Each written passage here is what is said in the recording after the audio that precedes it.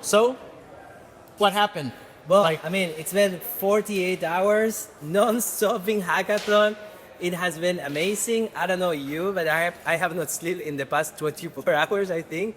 But it was completely and totally worth it. Yes, I think, well, we're here in Lima right now. We did a hackathon with NTT Data. Thank you very much for this great space. More importantly, the talent, right? I think this is something that has really opened up our perspective on what can be built here in Latin America. And as I said before, we're here in Peru. You got a small taste of the talent here in Lima. But tell us, what went down in this 72 hours of craziness here in Lima? So we hosted this hackathon, and the whole idea was for people to create projects in order to solve very local problems. And the challenges were actually quite open because we only say that. We wanted them to use near blockchain, near AI, and just go ahead and solve something. And we had 17 teams that presented projects that were of amazing quality, like honestly, very, very, very high quality, and they were all tackling local problems. There was a lot of projects trying to solve problems with agriculture and how people here can showcase their products. It's amazing. And there was a lot of projects around the idea of digital identity. Yep. And suddenly banks and like the banks can use it, financial institutions can use it to prove. Yeah, public-private institutions can leverage that data, right? Completely. And more important, it's you own that privacy, right? And you own the rights to that information. I think that's something that really put everything in a very hyper mode of building, right? So we got around 95 devs were here. We got close to 19, 20 teams, right? At the end of the day, yes, not all of them presented at the final project. 17. But 7 a.m. in the morning, pitches were starting, right? So we got really excited here in Lima. Guillermo, what's next for these teams? Completely. So this is something that we have been speaking and we spoke with JJ that this hackathon was the proof that there's a lot of big talent here, and we need to onboard that talent into Near Protocol. Not only because we are from Latin America, exactly, we're both exactly. Latinos, right? Yeah. Not just because of that, but because the quality of the professionals here, like how much they prove themselves to be on top of blockchain. It's very important to say that 48 hours ago, most of the people that participated in this hackathon had never heard about Near.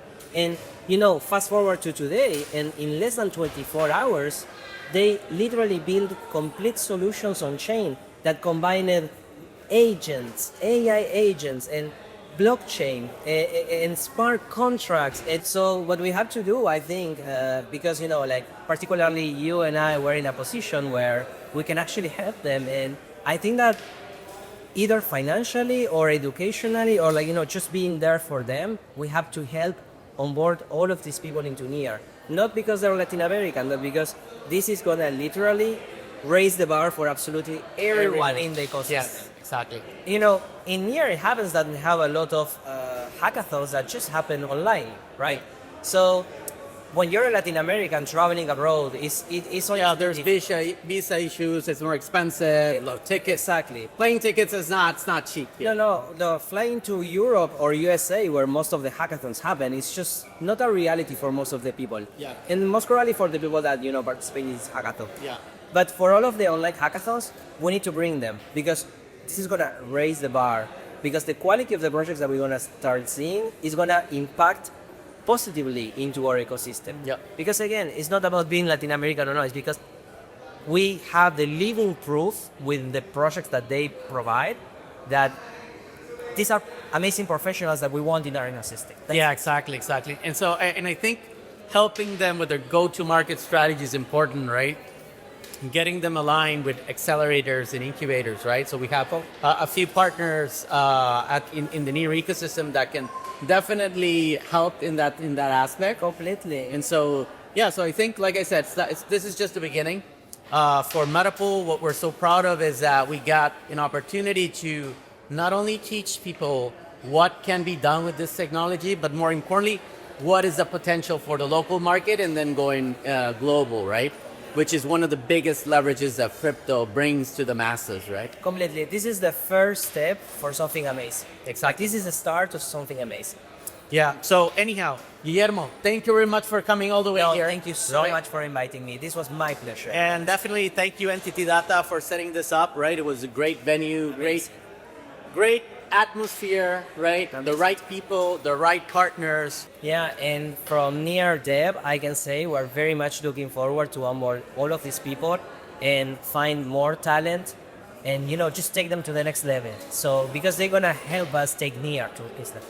Yeah. So anyhow, you heard it here. Thank you very much, everybody, for coming, participating, listening. This is the first of many. And so goodbye from Lima. Until next time. Bye-bye.